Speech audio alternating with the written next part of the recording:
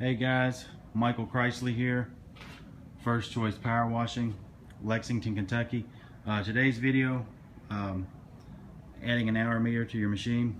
This particular engine didn't come with an hour meter on it. We've had it for a long time and we just kind of wing it. That one's got an hour meter. That one does not, so we'll be adding an hour meter to it. And I've got another engine back that way somewhere, you can't see it, but it's going to get an hour meter. And then some of our other pressure washers, they'll get hour meters as well. Because we just kind of wing it. We got them on our maintenance has always been more of a schedule with the date versus the actual hours.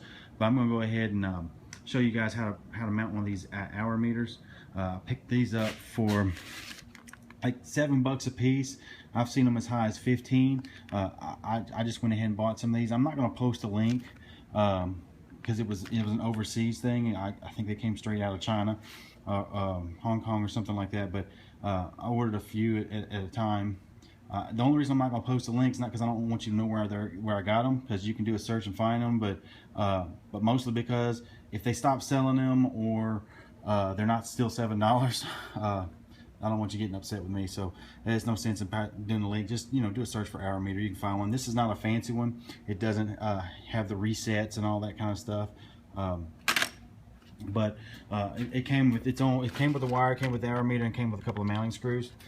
And I'll show you how we mounted this. But you basically start out with wrapping that wire about 5 times. It actually says 5 times, so I did it 5 times around the spark plug wire. You want it pretty close to the boot, and then you're gonna run that wire.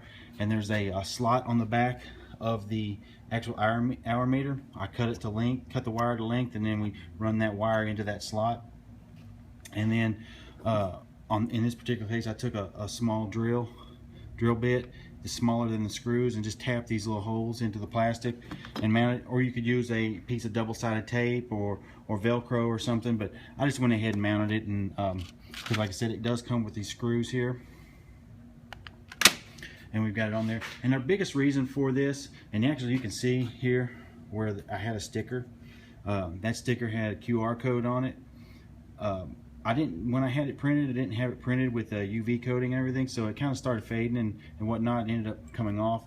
But I mounted that, so I took the rest of the sticker off, and so I could mount it. But the new stickers are going to come here, and they're being printed right now with a UV coating, kind of like a exterior car wrap material. But basically, it's just basically a QR code, and what that QR code does is it lets we scan it with a smartphone, and it pulls up a page on my on the back end of my website. And basically, you see the page is pressure washer maintenance, and it's just a code. So employee puts his name in, puts the date, the pressure washer number right there. They'll put that number in. They'll put the hour. There's an hour meter thing, and then it'll ask, check oil and washer. Basically, it's telling you check the oil in the washer. This is a maintenance schedule, so check it. Was it full? Was it low? Because I like to know that whenever they did that, so we know if it's burning any. And they can check off, did they change it? Did they change the oil filter? Did they check, change the pump? And I left a comment area underneath every one of these, so if there was anything kind of funny, if the oil looked weird or anything like that, so inspect the belts, condition of the belts in. Did you change them? If you didn't, did you change the spark plugs? Did you change the air filter? Inspect it. Excuse me. And if there's something really wacky going on, we can I actually put a thing on here. You can upload an image, so it'll pull up. You can either take a picture right then, or choose one that you've already taken. So if there's something really funky going on with the machine and you thought it was kind of weird, you can actually just click a picture of it real quick and send it to. And when you hit send, basically it comes to my email address with titled pressure washer number 5 maintenance.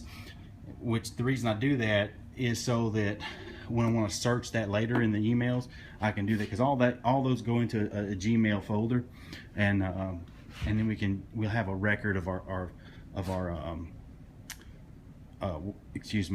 we'll have a record of our oil change. But we want to go ahead and do these hour meters. You could have done it the same way I've been doing for years, which is you know how in your busy season that the machine's getting X amount of hours on it within X amount of days. So you could keep a schedule like that. But the hour meter thing is really important for me now that we're going to go ahead and start implementing a little bit better systems with employees and everything. And this is what their duty is, and their duty will be to, you know, keep an eye on those hours. And when those hours start hitting our peaks, like on this engine, we go roughly 50 hours for an oil change, 100 for a pump.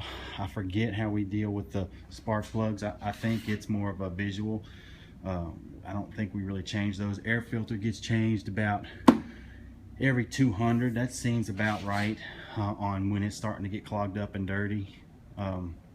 Pump oil, like I said, it's every 100. What else? Oh, try to check those every time if you can. Sometimes you're not you're too big a hurry. You really can't take the belt guard off, and you don't have the time to do it, so you don't really check it. A lot of times we don't check them until something's wrong, but I'm going to try to be a little bit better, more diligent about that, checking those belts and just inspecting them and whatnot. But I thought I'd show y'all how to mount one of these. A lot of people think it's really hard to do, but it's not. Like I said, you can just do a Google search, find an hour meter. It's pretty easy. Once you do get it on though, you want to start it up and make sure that this little thing is blinking. If it's blinking, then it's getting its signal, so you know you've done it right. I think the instruction actually stated to move a little closer to the boot if it wasn't blinking. But hope that helps, guys.